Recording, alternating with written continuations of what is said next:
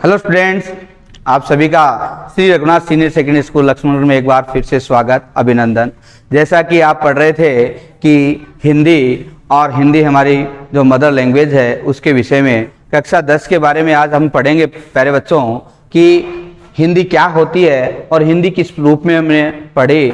आपने अधिगम क्षेत्र के बारे में जाना और आज हमारा जो जनरल ग्रामर है उस जनरल ग्रामर के बारे में हम पढ़ेंगे। तो उसका पहला टॉपिक हमारा होगा समास। चलिए आइए बच्चे लिखिए समास क्या होता है। देखिए समास के बारे में आपने विगत क्लासों के अंदर अध्ययन किया भी होगा और जाना भी होगा कि इसकी डेफिनेशन क्या होती है, इसकी परिभाषा क्या होती है। हम चलते हैं कि समास का मतलब होता है सम जोड़ आस। क्या लिखा हमने कि सम जोड़ आस। प्यारे बच्चों, सम जोड़ आस का मतलब इसके आगे होते हैं कि आस या पास पास। हमें क्या लिखेंगे कि पास पास।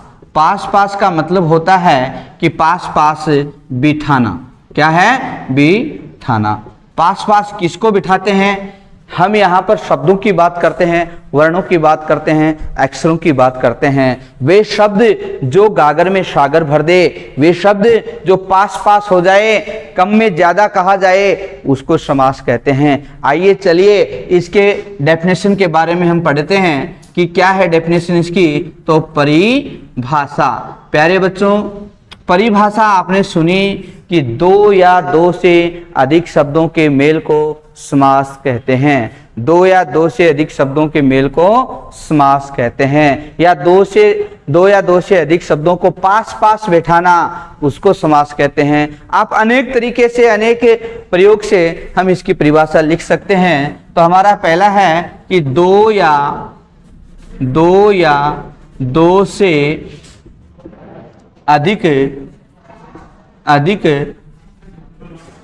शब्दों के मेल को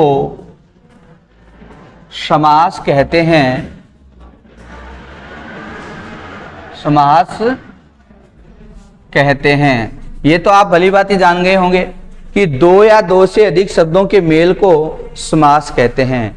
आपने अक्सर सुना भी है, जाना भी है। अब इसके जो भेद होते हैं, देखिए डेफिनेशन हो गई और इसके हम क्या करेंगे, भेद पढ़ेंगे।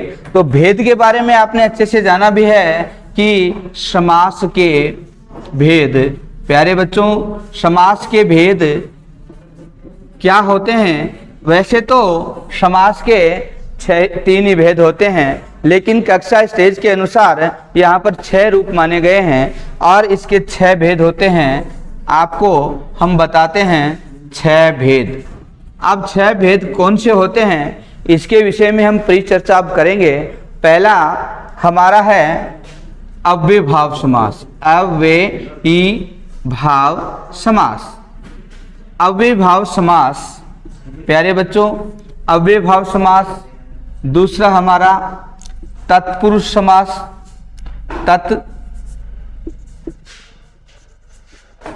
तत्पुरुष समास। तीसरा हमारा है कर्मधारय समास।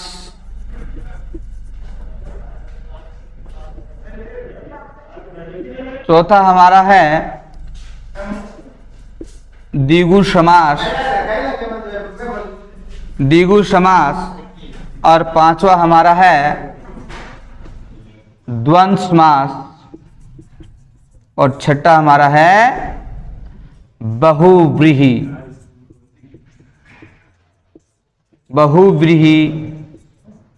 समास। प्यारे बच्चे सुने, ये अव्ययभाव, तत्पुरुष, कर्मधारय, द्विगु, द्वंद्व और बहुव्रीहि समास, इसकी हम परिभाषा, इसके एग्जाम्पल्स हम जो है नेक्स्ट वीडियो में पढ़ेंगे। आज के लिए इतना ही और हम पढ़ेंगे अगली क्लास में। आज के लिए इतना ही। धन्यवाद।